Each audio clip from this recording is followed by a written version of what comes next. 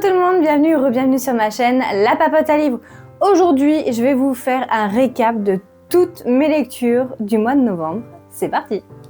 Allez, pour commencer la catégorie des audibles, j'ai mon assistant personnel qui est venu, il est en manque d'amour, donc il a réclamé les bras, voilà. Coucou.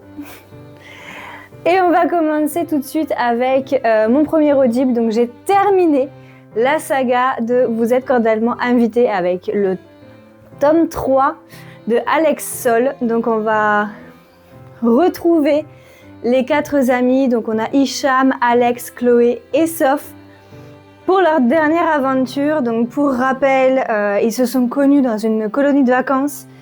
Ça s'appelait le manoir de Beaumont, je crois, de mémoire. Tu ralouilles beaucoup, toi? Oui.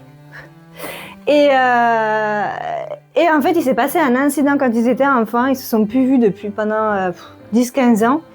Et un jour, ils ont reçu une invitation en mode le manoir a été rénové, vous êtes cordialement invités à l'inauguration, tatati tatata. Et en fait, ils se rendent compte en arrivant qu'ils n'ont pas le choix déjà d'y aller. Et surtout, ils sont que tous les 4. Donc voilà. Et ça en est suivi des histoires rocambolesques. Et j'ai tellement kiffé l'histoire. La fin était incroyable. Donc franchement, merci Alex Sol pour cette saga de fifou. L'audible qui a suivi, c'était Meurtre et préjudice de Brynne Kelly. Donc on va suivre Amelia, dont le rêve, c'est une fan absolue de Jane Austen. Et en fait, son rêve absolu, c'était d'aller en Angleterre et de faire le parcours Jane Austen, voilà, pour découvrir un peu les lieux cultes liée à l'autrice. Et en fait, elle va se retrouver au manoir qui a servi de décor pour le film Orgueil et préjugés pour Pemberley. Et elle va y faire la rencontre je crois que c'est un comte de Tom, voilà, qui est de la famille aristocratique, tatati tatata, enfin bref. Et en fait, ils ont passé la nuit ensemble, sauf qu'à leur réveil, elle veut se carapater, sauf qu'en fait, elle a des idées très floues de la nuit, ça lui revient par bride, et à un moment, elle se dit, c'est bizarre, je crois qu'il y a eu un meurtre. Et Tom, il arrive, il la retrouve, et lui dit, je suis fou ou je crois qu'il y a eu un meurtre? Va s'en suivre plein de péripéties. Et on va comprendre le comment du pourquoi est-ce que leurs souvenirs sont aussi flous, qu'est-ce qu'ils ont réellement vu, etc. Et franchement, alors c'était assez drôle. Il y avait des moments où je me suis dit c'est étrange, d'autres où je me suis dit ça il y a moyen que. Mais en vrai, vers le milieu, j'ai commencé à deviner ce qui s'était réellement passé. Et après, ça a comblé les trous. Voilà, mais j'étais quand même contente d'avoir un peu trouvé le fil rouge. J'ai ensuite écouté Et si tout recommençait de Liane Slade. Donc on va suivre Grace qui va fêter ses 30 ans, sauf qu'il y a tout qui part en cacahuète. En fait, elle est chef de son propre resto, sauf que le resto, elle a tellement de dettes qu'en fait, ils vont tout fermer, la banque va tout récupérer et tout. Donc elle s'est mise à dos toute son équipe parce qu'elle leur dit le soir même de son anniversaire, en fait j'ai merdé et on n'a plus de salaire, on n'a plus rien, je peux plus rien me payer. Donc ils lui ont dit franchement pas cool. Il lui avait fait un red velvet, mais en allant dans le métro, elle le fait tomber, elle rencontre au passage son ex. Sauf que du coup elle se carabate, enfin bref, tout un pataquès. Elle arrive chez elle, elle est au bout de sa vie. Et en fait, sa grand-mère, elle a été élevée par sa grand-mère.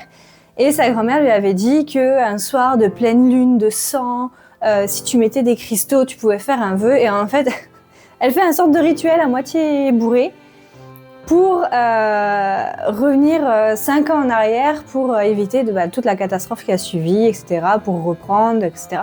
Parce qu'en fait, son ex, c'est Henri. Et du coup, il s'est passé des trucs avec son ex. On doute un petit peu qu'il y a eu de la tromperie quelque part. Et en fait, elle se réveille 5 ans plus tôt. Donc avant qu'elle signe le bail pour acheter le restaurant, avant qu'elle rencontre Henri. Et c'est assez cocasse. Enfin, franchement, toute l'histoire et tout est assez sympa parce qu'on se dit mais c'est pas possible. Elle évite une catastrophe, mais finalement elle fonce dans une autre juste après et tout. Et franchement, l'histoire après elle évolue. Et on comprend certaines choses et franchement c'était trop bien fait, j'ai adoré découvrir cette histoire et je vous la recommande à 1000%. Cet audio-là, c'est celui qui m'a suivi quand j'ai fait le voyage jusqu'à Clermont-Ferrand pour le festival Passion Romance. Donc c'est L'échappée belle de Sonia Lali, donc on va suivre Ash qui est d'origine indienne mais d'Inde. Et en fait, dans sa famille, donc il y a son père, sa mère et son petit frère, Jas. Et en fait, ils sont tous férus de hockey sur glace. Donc elle coach des jeunes demoiselles, on va dire ça comme ça. Elle coach du coup une équipe féminine de hockey sur glace. Son petit frère, Jas, veut rentrer dans une équipe nationale, donc il veut rentrer chez les Vancouver, l'équipe de Vancouver de hockey. Son père, bon voilà, c'est leur père, leur mère c'est leur mère, très bien. Sauf que en fait, il y a une particularité entre Jas et Ash, donc entre le frère et la sœur, c'est que, et du coup dans la famille, c'est que Jas pense que sa sœur est son porte-bonheur, que sans elle, ces matchs, il les foire et qu'en fait, à chaque fois qu'elle est là, il déchire tout et tout, il est trop bien, il joue trop bien, etc. Et alors, je connais pas du tout la culture indienne, mais dans le livre, on nous explique que les Indiens sont très superstitieux et du moment où ils ont fait un parallèle entre, ok, quand Ash, elle assiste à un match, il gagne tout, quand elle est pas là, il fait n'importe quoi. Donc en fait, c'est le porte-bonheur, donc elle doit absolument tout faire pour être à tous les matchs de Jas, parce qu'en plus il a un bon potentiel. Et le jour où il intègre l'équipe, les préparatoires pour faire partie de l'équipe de Vancouver, Ash commence à se poser des questions en se disant, en fait, moi aussi j'ai une vie. Si je dois me caler absolument sur son planning, en fait, je vais plus avoir de vie. Et c'est là où on se rend compte que leur famille, elle est extrêmement patriarcale, qu'elle n'a pas son mot à dire, que c'est très compliqué. Donc petit à petit, on la sent se rebeller et en même temps, c'est pas dans son éducation de devoir se rebeller contre l'homme de la famille ou les hommes de la famille. Et du coup, des fois, elle a des réactions en mode « je vais me rebeller », mais elle trouve des excuses à son père et à son frère. Perso, à des moments, j'étais là en mode si je l'avais en face de moi, je la secourais pour lui dire « vas-y, ouvre les yeux ». Mais voilà, la fin est super sympa parce qu'elle se concentre uniquement sur Ash et pas forcément sur l'histoire d'amour. Parce que forcément, dans l'équipe de Vancouver, il y a leur super capitaine, Devin, avec qui il va y avoir un petit rapprochement. Voilà. Mais on s'est pas concentré sur ça et on s'est vraiment concentré sur Ash et j'ai trouvé ça absolument génial. Allez, on va attaquer la catégorie des graphiques et je vais commencer avec mon tome 9 de Comment Reliana a survécu au manoir Winehight de Whale et Milcha aux éditions Kotun. Donc c'est le dernier de la saga. Voilà, ça y est, c'est fini. Sniff, sniff. Donc pour rappel, on suit Reliana. Donc en fait, c'est une Coréenne qui a lu un livre qui s'appelle Béatrice et elle s'est retrouvée réincarnée dans le rôle de Reliana. Reliana qui est la meilleure amie de l'héroïne Béatrice. Sauf que cette fameuse Reliana, elle meurt très vite dès le début du livre parce que c'est sa mort qui fait en sorte que l'héroïne Béatrice revient en ville pour essayer de comprendre pourquoi sa meilleure amie est morte, qu'est-ce qui s'est passé, etc., etc. Sauf que du coup, la nouvelle Reliana, quand elle se rend compte de ce qui se passe, elle se dit tout ça c'est bien cool, hein, mais j'ai pas envie de mourir. Donc elle essaye par tous les moyens de faire rompre les fiançailles, sauf que son futur mari meurtrier, il est tenace. Et en fait, on comprend pas tout de suite pourquoi il est tenace. Bien sûr, c'est expliqué plus loin. le pourquoi du comment. Mais il est tenace et en fait un jour elle rencontre le duc One-Eyed, qui est le personnage masculin principal du livre, qui est censé finir avec Béatrice, et en fait elle le chope, elle lui dit ok, je veux passer un deal, vous me protégez et moi je vous donne des informations. Et en fait elle s'est retrouvée dans une situation où ils se sont fait passer pour des amoureux en fait, ce qui a permis à Aureliana de casser ses fiançailles, mais du coup de passer un contrat avec le duc pour dire ok, tu seras ma fausse fiancée, moi tu me donnes tes informations, moi je te protège avec mon titre, etc. Et puis on voit puis du coup on termine dans 6 mois, 1 an, je sais plus. Voilà. En gros, ça donne ça. On s'en doute rien qu'à la première de couverture. Voilà, mais bon. J'ai beaucoup aimé, en plus c'est 9 tomes donc c'est assez rapide et franchement c'est trop bien, faut le lire, il est trop bien. Allez, on enchaîne avec Beware the Villainess, le tome 3 de Berry Soda Ice Blue Cana aux éditions Coda, donc il y a tout juste en bas. Donc on va suivre Mélissa Peau-de-Bras. Donc pareil, c'était une comment ça s'appelle, une coréenne qui a lu, alors je sais plus si c'était un graphique ou un livre, je sais plus, et qui se retrouve incarnée dans la méchante de l'histoire, donc Mélissa. Sauf qu'en fait elle décide que elle s'en fout, que de toute façon le prince qui est son fiancé, il se moque un peu d'elle en s'affichant toujours avec d'autres femmes alors qu'ils sont fiancés, donc c'est juste pour la faire rager en gros. Donc elle se dit ok, toi mon gars, vas-y tu me saoules, dégage. Et elle va rencontrer donc Yuri qui est l'héroïne de l'histoire. Et au lieu de se prendre la tête avec elle, parce que déjà quand elle lisait l'histoire elle l'aimait beaucoup. Et en fait elle se dit en vrai si je peux devenir sa pote ce serait cool. Et effectivement elles vont devenir amies. Donc il y a 3 personnages masculins principaux. Il y avait le prince, le frère de Mélissa, et alors non, il y en avait 4, parce qu'il y avait le peacock, là, le richou, et le loup-garou. Mais en fait, tous, ils sont c'est des bizarros extrêmes. Donc en fait, Mélissa, elle fait un peu barrière entre eux et Yuri.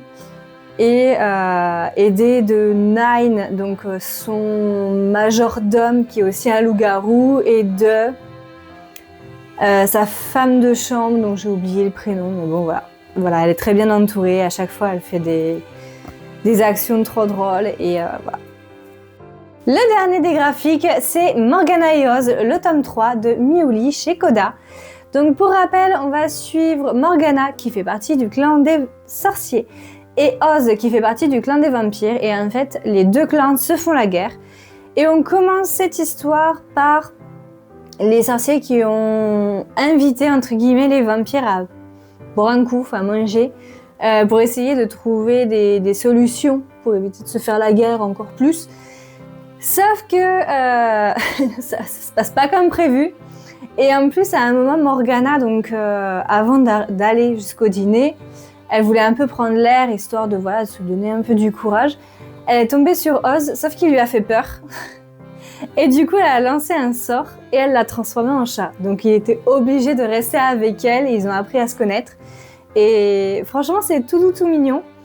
On comprend qu'il y a une sorte de super méchant derrière tout ce qui se passe. J'ai un gros doute sur un personnage. J'espère que ce sera pas ça, parce que du coup ça brisera le cœur de l'héroïne et ça j'aimerais pas. Mais voilà, après avoir lu Les Secrets des Wilson, j'ai des gros doutes sur certains personnages comme ça et pas cool. Allez, on attaque la partie des romans et on commence avec la duologie de Peau d'âme, donc le tome 1 et le tome 2, logique, c'est une duologie, de Odd Zegelmeyer chez Gulfstream Editor. J'ai méga adoré. Franchement, c'est un gros coup de cœur. Je vais poser le 2, mais c'est vraiment un super coup de cœur. Donc c'est une réécriture de Peau d'âne Et franchement, on va suivre donc Blanche, qui est l'héroïne, et son père organise un bal pour trouver une nouvelle épouse, parce que la mère de Blanche est décédée en essayant de donner naissance à son petit frère, le petit frère est décédé également. Et en fait, le royaume réclame un héritier. Donc elle pensait que c'était elle l'héritière du royaume, mais apparemment on demande un garçon, donc ça la saoule un peu. Et lors de ce bal, il appelle Blanche par le prénom de le père appelle Blanche par le prénom de sa mère. Et à un moment, il lui dit bon bah j'ai pas trouvé d'épouse satisfaisante, en fait je vais t'épouser toi. Voilà. Enfin non. Du coup non. Clairement elle a pas envie. Et elle fait un vœu auprès d'une de ses marraines, une bonne fée, et en fait elle lui dit bah voilà, je veux être assez forte et assez puissante pour qu'aucun homme ne m'oblige à me marier, etc. Et sa marraine exauce son souhait de manière comment dire, très créative. Voilà. Donc on va suivre un peu ces péripéties. Franchement, j'ai adoré. Il y a un préquel qui va sortir fin d'année prochaine, milieu d'année prochaine, quelque chose comme ça. Et j'ai tellement hâte parce que c'est une des histoires où je me suis dit mais j'aimerais trop pouvoir la lire. Et du coup, on va pouvoir la lire. Donc j'ai vraiment hâte de découvrir le préquel. J'ai lu également Les Invocations de Crystal Sutherland chez Rajo. C'était ma pépita de la Toussaint parce que je l'ai vraiment lu début novembre. Donc on suit Zara, Jude et Emer qui toutes les trois sont liées d'une façon ou d'une autre à la magie, et en fait Emer va comprendre, les trois vont investiguer, on va dire ça comme ça, parce qu'en fait Emer permet aux femmes d'avoir un sort de protection, peu importe ce qu'elles demandent, que ce soit pouvoir matérialiser des boules de feu, pouvoir se dissimuler dans des ombres, peu importe ce qu'elles veulent. Et Mère crée un sort de symbole qu'elle va leur tatouer en fait, et qui leur permettra de réaliser leurs demandes. Même si c'est beaucoup plus compliqué parce que le tatouage en question relie l'âme de la femme avec un démon qui lui donne le pouvoir, bref. Et en fait, elles vont comprendre que les femmes pour qui Emer a créé des sortilèges, elles se font assassiner et on leur vole le sortilège que Emer a dessiné, leur a dessiné. Donc il va y avoir toute une enquête. Et franchement, j'avais un peu peur, je crois que je vous avais dit, moi, tout ce qui est horrifique, tout ça, c'est pas trop ma came. Je l'ai dévoré. Je l'ai clairement dévoré. C'était vraiment... La fin faisait un peu...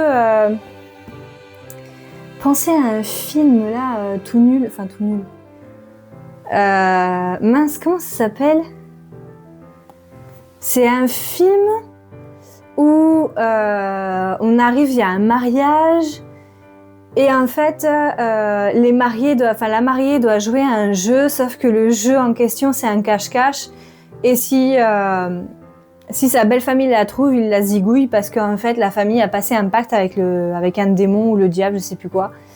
Bref, ça se finit dans le sang, un peu de manière, comment on dit, ridicule. Mais la fin m'a fait... il y a un bout de la fin comme ça, où je vous dis pas quand, comment, pourquoi, mais il y a un bout de la fin comme ça qui m'a fait penser à ça. Je ne sais pas pourquoi, mais j'ai cette image qui a popé dans mon cerveau quand j'ai lu la scène. Donc voilà.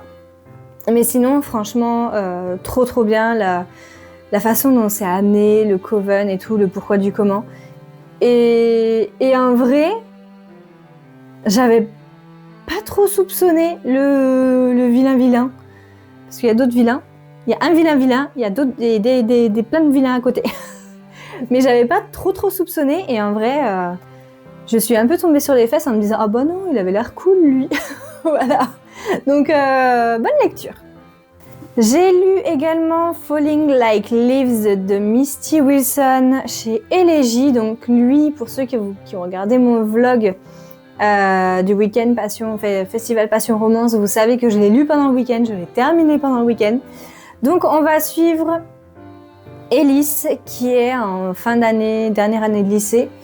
Et en fait, ses parents ont décidé de faire un break et sa mère lui dit « Ok, bah tu viens avec moi » parce qu'ils vivent à New York.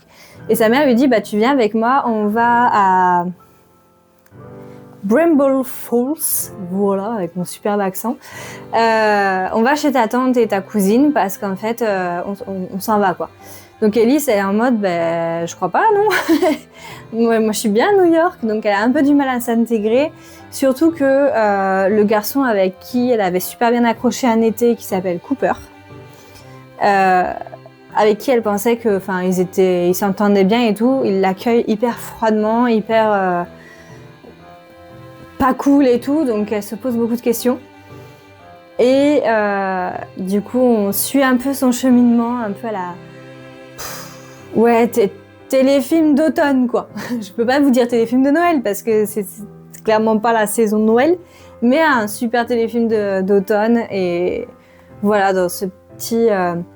voilà, avec cette trope de small town, avec des pumpkin spice latte, etc. Enfin, voilà, bonne ambiance.